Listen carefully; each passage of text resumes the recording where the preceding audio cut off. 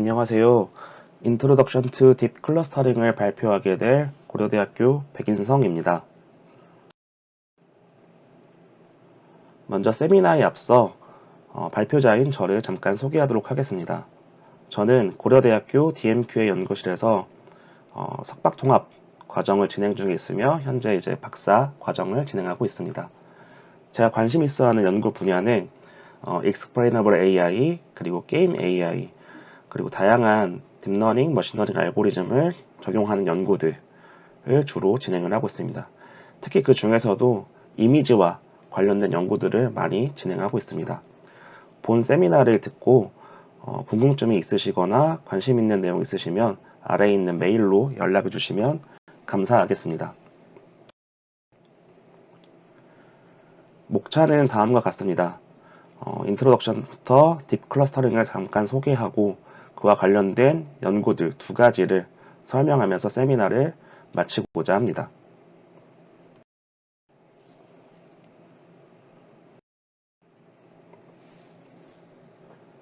먼저 이번 세미나는 딥 클러스터링을 설명하기 때문에 그에 앞서서 클러스터링이 뭔지 간단히 소개하도록 하겠습니다. 군집화라는 거는 이제 레이블을 사용하지 않고 데이터가 가지고 있는 고유한 그런 특성만을 활용해서 유사한 특성을 가진 개체끼리 잘 모으는 것, 군집화하는 것을 의미하게 됩니다. 그래서 레이블이란 거는 이미지에 넣었던 정답, 그리고 y 값이 없다라고 생각을 해주시면 좋겠습니다. 지금 아래에 여러 가지 사진들이 있는데요. 이 사진들을 저희가 한번 군집화를 진행을 해보도록 하겠습니다. 이 사진들을 군집화하게 되면 지금 보시면 강아지, 그리고 고양이, 그리고 새, 이렇게 세 종류들이 있고 이 세 가지 종류를 다음 우측처럼 이렇게 군집을 나눌 수 있게 됩니다. 저희는 사람인지라 이 그림의 특성들을 보고서는 얘는 강아지야, 고양이야, 새야 이런 것들을 좀 쉽게 구분할 수 있게 됩니다. 그리고 이렇게 군집을 나눈 이후에는 저희가 각각 클러스터에 대해서 강아지, 새, 고양이라고 이렇게 이름도 지어줄 수 있게 됩니다. 아까는 간단한 예시를 보았는데 지금은 조금 더 간단한 이미지와는 다른 그런 예시를 한번 통해서 군집화 과정이 어떤지를 좀 살펴보고자 합니다. 일반적인 군집화 과정을 설명하기 위해 제가 키와 몸무게가 있는 그런 데이터를 준비해 보았습니다. 총 11명의 사람에게서 수집되었다고 가정을 하겠습니다.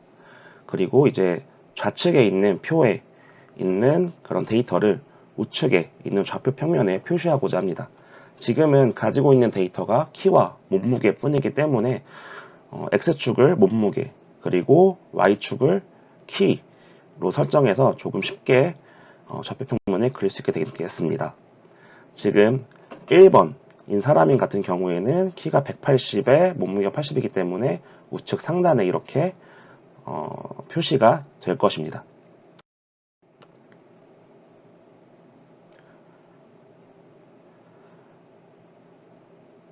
그리고 이제 두 번째 사람으로 가면 이 사람은 175에 몸무게 78kg이기 때문에 이렇게 두 번째에 놓이게 될 것입니다. 이런 식으로 1번부터 11번의 사람을 순차적으로 이 우측 이렇게 표시를 전부 다 하면 지금 이렇게 좌표 평면에 11명의 사람들이 이렇게 표시가 될 것입니다. 역시나 이걸 또 사람의 눈으로 봤을 때 저희는 두 개의 군집을 나뉜다 라고 생각을 할 수 있겠죠. 왜냐하면 우측 상단에 이렇게 데이터들이 모여 있고 또 좌측 중간쯤에 데이터들이 모여 있는 것을 봤을 때 이거는 두 개의 군집으로 나눌 수 있겠다라고 저희는 판단을 할 수 있게 됩니다. 그러면 지금 보시는 것처럼 우측 상단에 있는 것은 빨간색 군집, 그리고 왼쪽 중간에 있는 것은 파란색 군집으로 표현을 하겠습니다. 그때 빨강 색깔 군집을 보게 되면 키가 175 이상이면서 몸무게 72kg 이상인 그룹이 이쪽에 속하게 되겠고, 이제 파란색 군집 같은 경우에는 키가 165 이하이면서 몸무게가 55kg 이하인 사람들이 모이게 되겠습니다.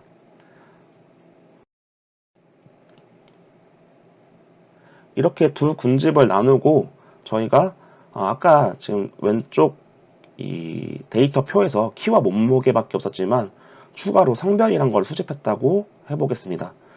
그래서 성별을 확인해 보니 지금 이 두 개 그룹 나눈 게 결국 남성과 여성으로 나뉘는 것을 확인할 수 있게 됩니다. 이처럼 만약에 정보가 지금 좀 키와 몸무게 이렇게 두 가지밖에 없었다라고 하면 2차원 공간에서 저희가 표시를 할 수 있고 그 표시를 통해서 쉽게 군집을 나눌 수 있게 되겠죠.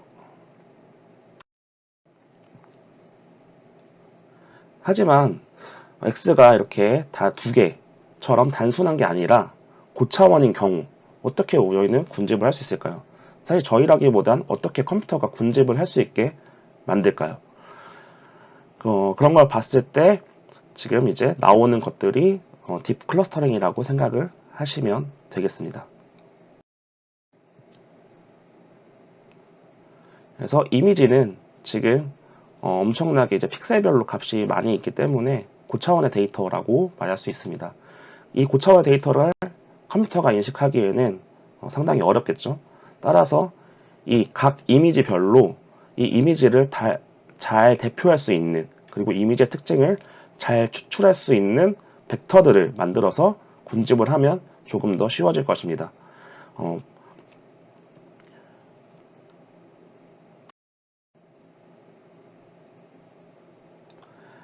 이렇게 고차원의 데이터를 저차원의 데이터로 특징을 잘 추출하게 할 수 있게 해주는 기법들이 이제 딥 클러스터링이라는 기법이 되겠습니다. 이렇게 클러스터링 앞에 딥이라는 얘기가 붙었기 때문에 저희가 쉽게 유추해 볼 수 있습니다. 이거는 클러스터링을 딥러닝 기법을 활용해서 조금 해봤구나. 그래서 이 딥 클러스터링을 설명하기 이전에 앞서 딥러닝이 뭔지 간단히만 언급을 하고 넘어가겠습니다. 이 아래 그림이 이제 일반적인 딥러닝에 대한 예시인데요. 지금은 펜더곰이 들어왔을 때 이 이미지를 잘 요약하고 마지막에 이렇게 이미지의 특징을 잘 추출하는 벡터를 생성하게 됩니다. 이 벡터를 가지고 저희는 만약에 이게 분류 문제였다. 이 사진이 어떤 걸 나타내는지 맞추는 문제였다 하면 이렇게 펜더다 라고 맞출 수 있게 됩니다. 이렇게 펜더를 잘 맞추려고 하려면 이 좌측에 있는 입력된 이미지를 그런 특징을 잘 추출할 수 있는 이 벡터를 만드는 게 우선이겠죠. 결국 아까 앞서서도 이미지를 잘 대표할 수 있는 그런 특징 벡터를 만들자라는 것이 이 딥 클러스터링의 핵심이었습니다. 결국 군집화를 위해 이런 딥러닝 모델을 활용해서 고차원의 이미지를 고차원 이미지의 특징을 잘 추출해 보고자 합니다. 하지만 이제 일반적인 딥러닝 모델 앞서 보여드렸던 사례와 같이 그런 이제 딥러닝 모델에서는 정답, 즉 레이블 정보가 필요하게 됩니다. 하지만 저희 이제 클러스터링 같은 경우에는 아까 서두에 말씀드렸듯이 정답이 필요 없어야겠죠. 그래서 따라서 이런 레이블 정보 없이 입력 데이터의 특징만 잘 추출할 수 있는 기법들을 저희는 활용해야 합니다. 그런 것이 바로 자기지도 학습 방법, 셀프 슈퍼바이즈 러닝이라는 방법이 존재하게 됩니다.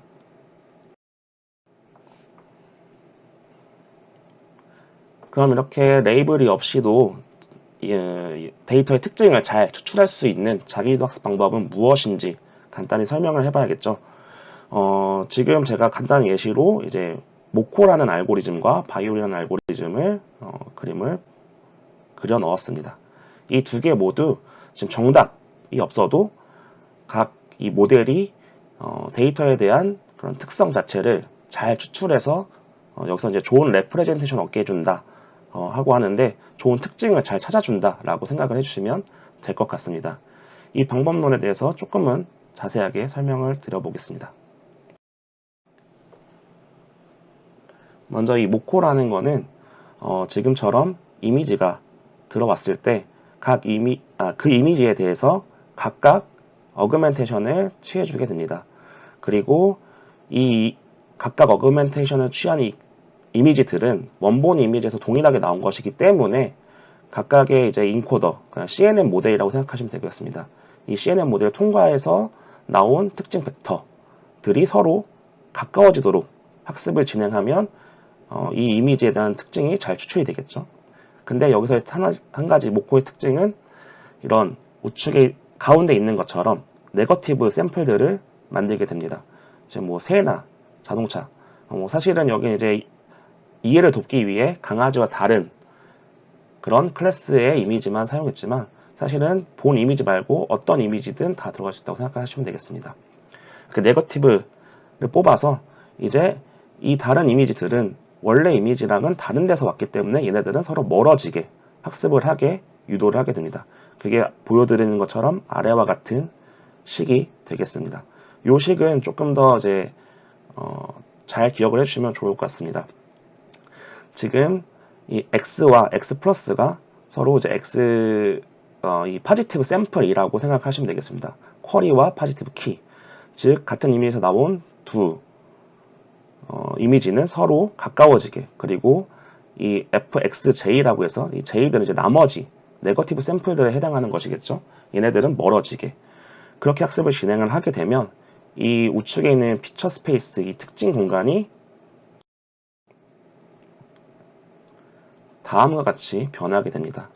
이렇게 되면은 이 쿼리랑 파지티브, 즉 같은 동일한 이미지에서 나온 그런 요약된 벡터들은 가깝게, 그리고 다른 이미지에 나온 벡터들은 요약 벡터들은 멀어지게 학습을 진행하면 저희가 이제 클러스터링 할 때도 좀 같은 유사한 특징을 애들끼리 모으고 서로 다른 특징을 가진 애들끼리 멀어지게 하는 것이 핵심이기 때문에 이 방법론을 활용하면 클러스터링을 잘할 수 있겠다라는 것들을 짐작을 해볼 수가 있겠죠.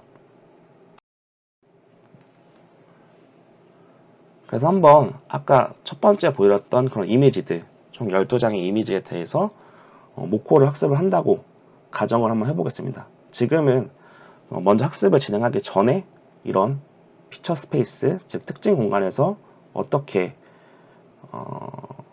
벡터들이 이제 있을지 한번 가정을 해보았습니다. 아직은 저희가 어떤 특정한 학습을 하지 않았기 때문에 지금 이 벡터들이 잘 원래 이미지의 특징을 잘 추출했다고 보기가 어렵습니다. 따라서 어떤 군집이 형성되기보단 마구잡이로 있는 형태가 되게 될 겁니다. 하지만 모코를 학습하면은 아까 보여드렸던 것처럼 유사한 특징을 가진 데이터끼리는 모아지고 서로 다른 특징을 가진 데이터는 멀어지게 되겠죠.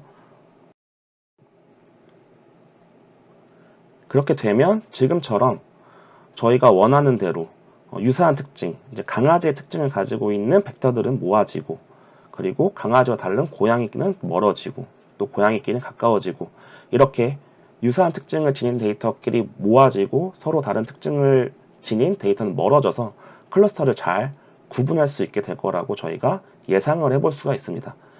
이 지금까지 보여드린 건 이제 예상에 불과했지만 뒤에서도 유사한 학습 방법으로 진짜 실제로 이렇게 클러스터가 잘 되는 그런 알고리즘들을 설명드리도록 하겠습니다. 그리고 이제 셀프 슈퍼바이저 러닝 중에서 모코 말고 바이올이라는 것도 존재하게 되는데 여기서의 특징은 이제 네거티브 샘플은 활용하지 않고 파지티브 페어만 활용한다. 그런데 파지티브 페어만 활용을 해도 데이터 내 특징이 충분히 추출될 수 있다라는 방법론입니다.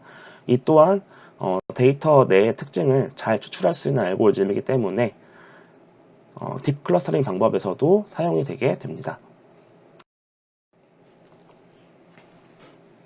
네, 지금까지는 딥 클러스터링에 대해서 간단히 설명을 드렸습니다. 간단히 요약해 보면 딥 클러스터링은 딥러닝 알고리즘을 활용해서 클러스터링을 하는 건데요. 그 중에서도 지금 정답이 없이 데이터의 특징을 잘 추출할 수 있는 자기지도 학습 방법론들이 이런 딥 클러스터링에 잘 어울린다는 것을 확인할 수 있었습니다. 실제로 최신 연구들은 이런 자기지도 학습 방법론들이 많이 결합된 딥 클러스터링 방법론들이 연구되고 있습니다. 하지만 이제 제가 간단하게 자기지도 학습 방법을 설명드렸지만 더 자세히 알고 싶은 분도 있을 것 같아서 해당 장표를 준비했는데요. 아래 이런 레퍼런스에 제가 이제 그 해당하는 사이트도 적어놨습니다. 여기 들어가시면 지금처럼 뭐 모코에 대한 설명, 바이올에 대한 설명, 그리고 이런 자기주도 학습 방법론들이 적용된 사례 같은 것들을 확인할 수 있기 때문에 이런 세미나도 많이 시청을 해주시면 감사하겠습니다.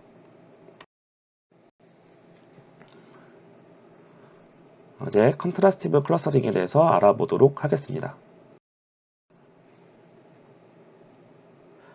이 컨트라스트 클러스터링은 줄여서 이제 CC라고 부르겠습니다. 2021년에 나온 논문인데요. 이거를 간단히 요약하면은 첫 줄에 있는 내용과 같습니다. 이제 데이터 간은 이런 컨트라스티브 러닝, 그러니까 셀프 슈퍼바이즈 러닝 방식을 활용하고, 그리고 군집 간도, 그 군집 사이도 이런 컨트라스티브 러닝을 활용해서 클러스터링을 하는 연구입니다.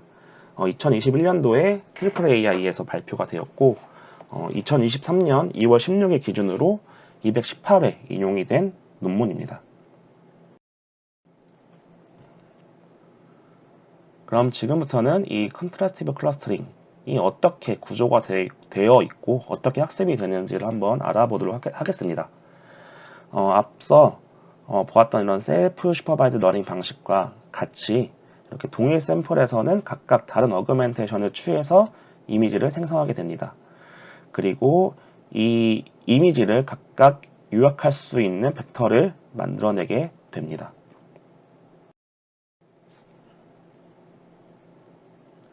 근데 저희가 이제 앞선 장표에서는 한 이미지에서만 보여줬다면 저희가 실제로 학습을 진행할 때는 배치란 사이즈를 두어서 그 배치만큼의 데이터가 한 번에 들어가서 학습을 진행하게 되죠. 그렇기 때문에 그런 실제 학습 상황과 유사하게 여러 장이 동시에 들어갔을 때 어떻게 되는지를 설명을 드리고자 합니다. 지금은 배치 사이즈가 3, 즉 이렇게 강아지 한 장, 고양이 한 장, 그 다음에 새 한 장, 이렇게 빨강색, 파랑색, 초록색으로 구분된 세 가지 이미지가 들어갔다고 생각을 해보겠습니다. 이렇게 들어갔을 때 뭐 크게 다른 점은 없습니다. 지금 이 마지막 보시는 것처럼 특정 이제 인코더, 저희가 이제 이 인코더는 CNN 모델이라고 생각하시면 되겠습니다. 이 CNN 모델을 통과해서 요약된 특징 벡터가 아까는 한 개였다면 지금 이렇게 세 개가 결합해서 어떤 이제 매트리스 형태가 된 거겠죠.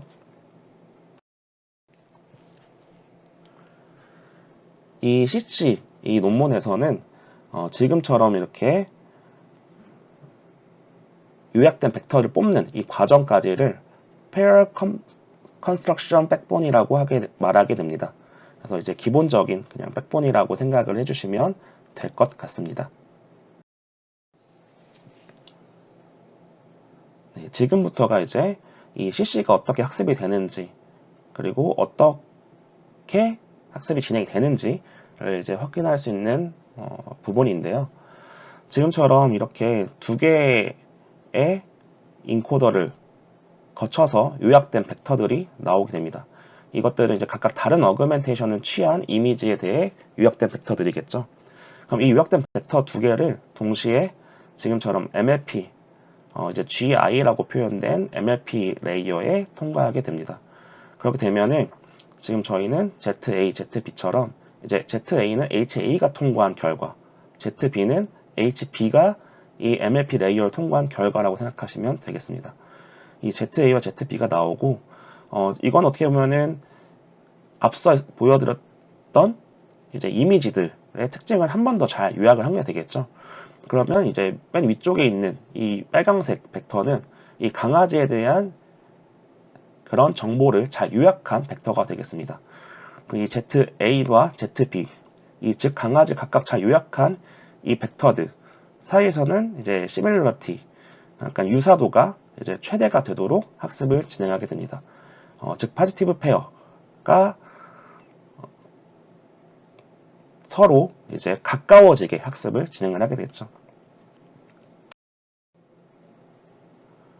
이렇게 학습하는 거를 이제 이 CC에서는 인스턴스 레벨 컨트라스티브 헤드라고 부르게 됩니다. 요거 이제 수식을 위해 보시면 정말 앞서 보여드렸던 그런 모코에 쓰였던 노스랑 거의 동일하다는 것을 확인할 수 있습니다. 그래서 지금처럼 이 빨간 부분은 같은 샘플을 어그멘테이션한 데이터는 서로 가까워지도록 하게 됩니다. 근데 이제 이 초록색 부분이 아까 보였던 거랑 좀 달랐던 거는 아까는 아예 다른 이미지들을 네거티브 샘플로 뽑아서 저희가 학습을 진행하게 되는데, 이 CC에서는 굳이 네거티브 샘플을 따로 뽑진 않습니다. 그냥 이 배치 내에서 다른 이미지들을 모두 네거티브 샘플로 보고 학습을 진행하게 됩니다. 즉, 자기 이제 강아지를 예시로 보면은 이 빨강 색깔로 테두리 된 강아지 얼굴과 이제 강아지가 좀 돌려진 사진들은 서로 가까워지게, 그리고 이 강아지와 나머지 뭐 고양이든 새, 다른 사진들은 서로 멀어지게 학습을 유도한다고 보시면 되겠습니다.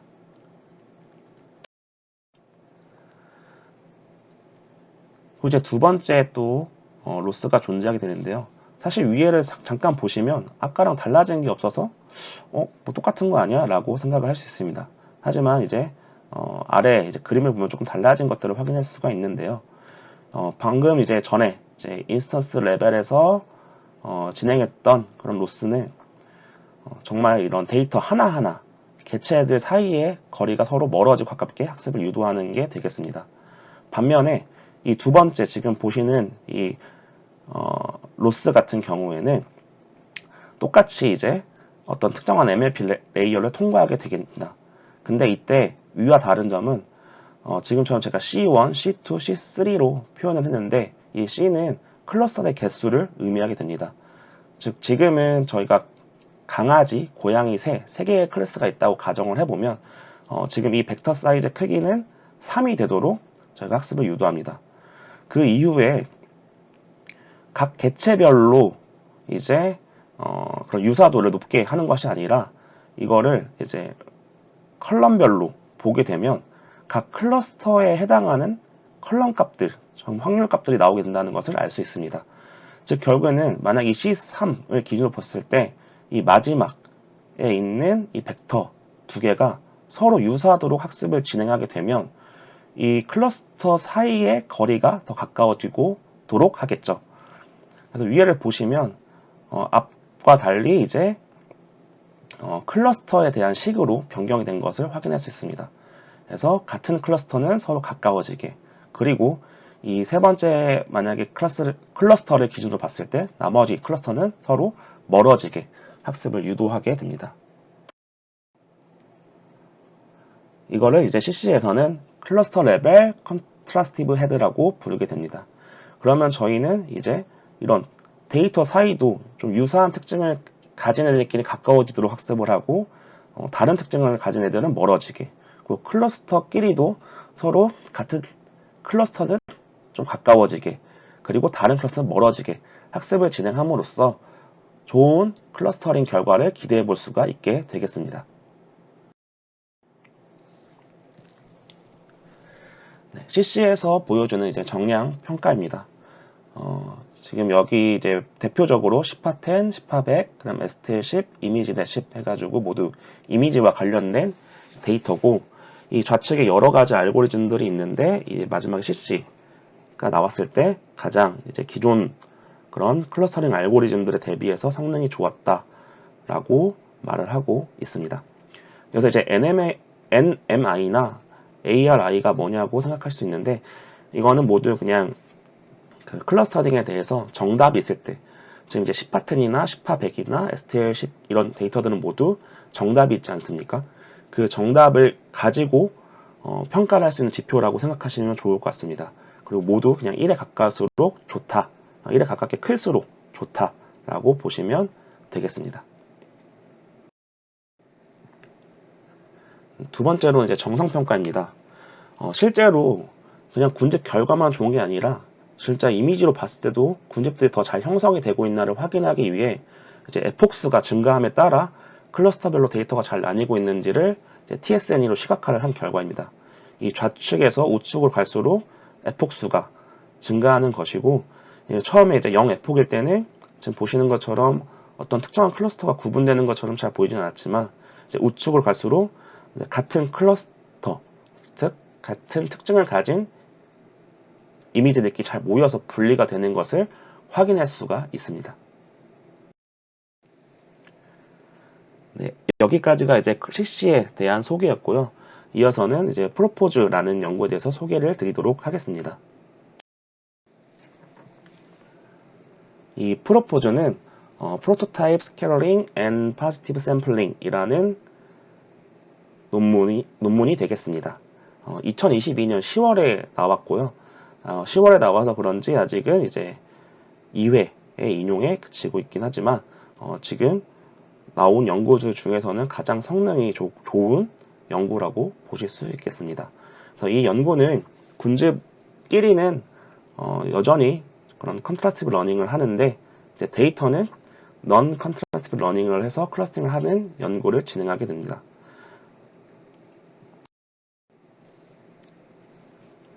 먼저 이제 프로포즈의 간략한 구조를 먼저 보겠습니다. 앞서 이제 CC에서 봤던 그런 구조와 거의 유사하다고 보실 수 있습니다.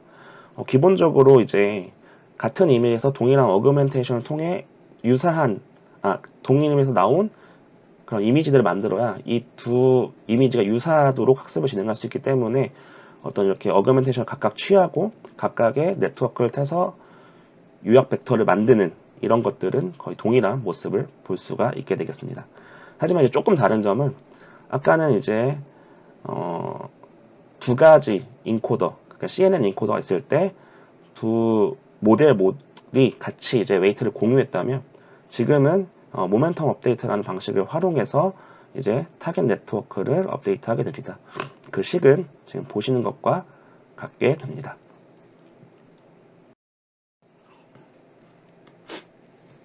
이 프로포즈에서는 결국 두 가지 로스를 활용해서 이제 클러스터링을 더 잘하자가 핵심이 되겠는데요.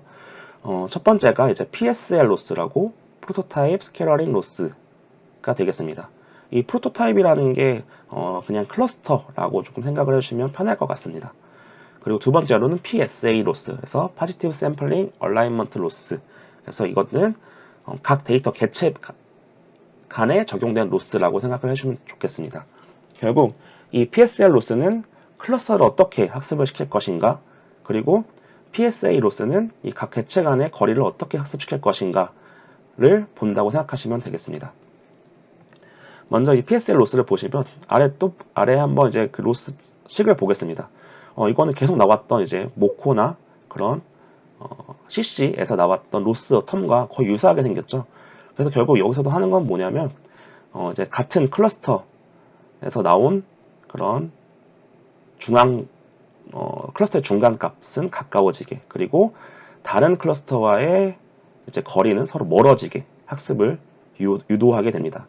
그래서 이제 뭐 지금 파란색을 예시로 봤을 때 U1과 U1 프라임이 무슨 차이냐라고 하시면 이 위에 우측 상단에 이제 그림을 보셨을 때 이 U1이라는 거는 온라인 네트워크를 타고 나와서 계산된 값, 그리고 이 U1 프라임은 이 타겟 네트워크를 통해서 계산된 값이라고 생각을 해주면 되겠습니다. 그래서 이 두 네트워크에서 나온 그런 클러스터의 중심이 가까워지도록 학습을 진행한다 라고 생각을 해주면 편하겠습니다. 그럼 이제 이때 그럼 이제 클러스터는 어떻게 저희가 만드냐 했을 때 여기서는 단순히 이제 K민즈를 활용해서 수도 레이블을 하게 됩니다. 그래서 이 수도 레이블을 가지고 PSL 로스를 학습을 하게 됩니다. 두 번째로 이제 PSA 로스인데요. 이거는 앞서 보여줬던 그런 바이오 로스와 거의 유사하다고 보시면 되겠습니다. 지금 파랑 색깔 예시로 봤을 때 X1과 X1 플러스가 있습니다. 이렇게 되면은 이 X1은 또 위에서 보시면 이제 이 온라인 네트워크를 타고 나온 벡터, 요약된 벡터. 그리고 X1 플러스는 이제 타겟 네트워크를 타고 나온 요약된 벡터가 되겠습니다. 그럼 이제 같은 이미지에서 나온 두 벡터이기 때문에 서로를 가깝게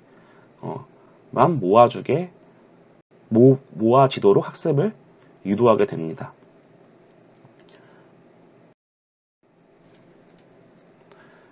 실제 논문에서 제안된 이제 구조는 조금 더 이렇게 상세한데요. 이 프로포즈는 이제 매 액폭별로 지금 가장 하단에 보시면 이제 클러스터링을 활용해서 수도 레이블을 생성하게 되고, 이 앞서 보였던 그런 PSA 로스, PSL 로스를 기반으로 이 수도 레이블이 점점 더 정확하게 될 수 있도록 학습을 진행한다고 보시면 될 것 같습니다.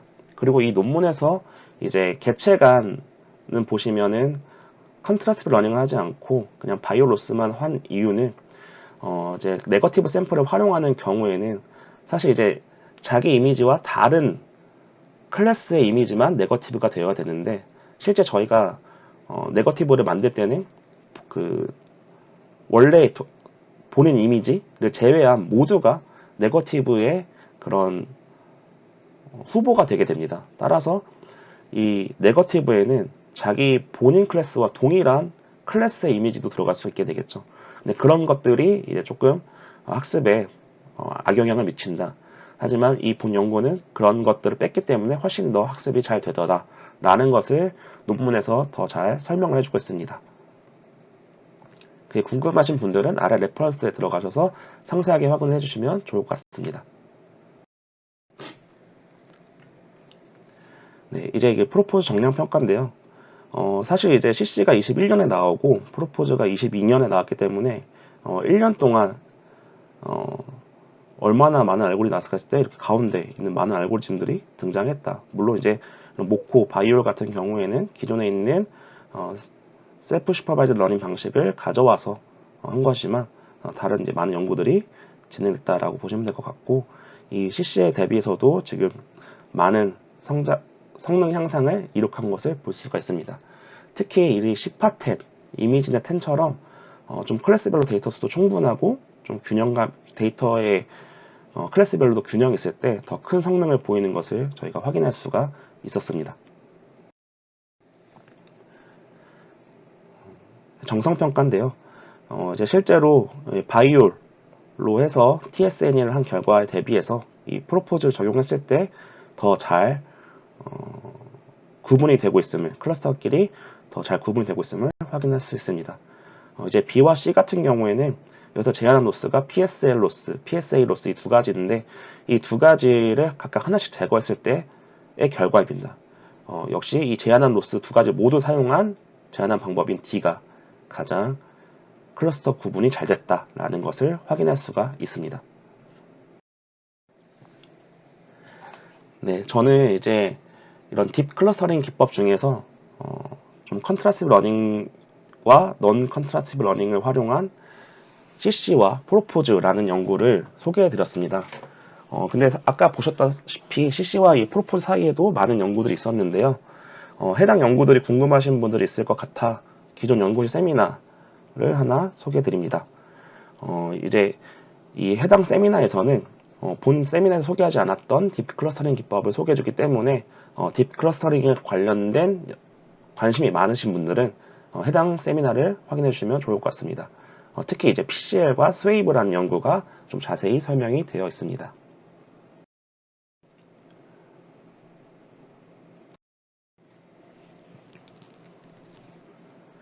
결론입니다.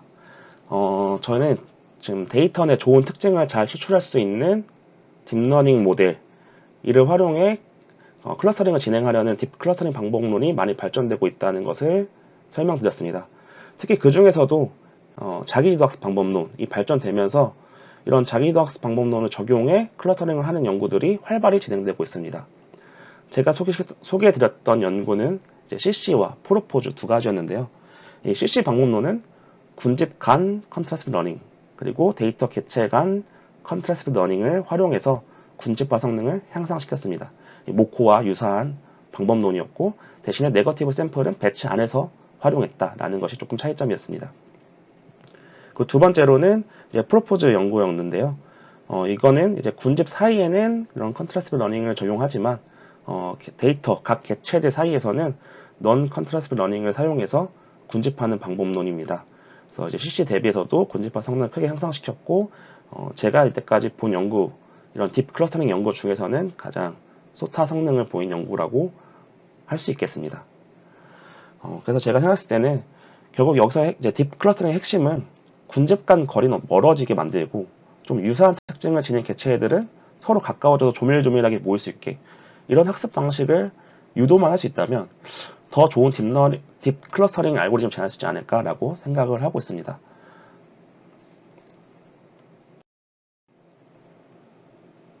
긴 시간 들어주셔서 감사합니다.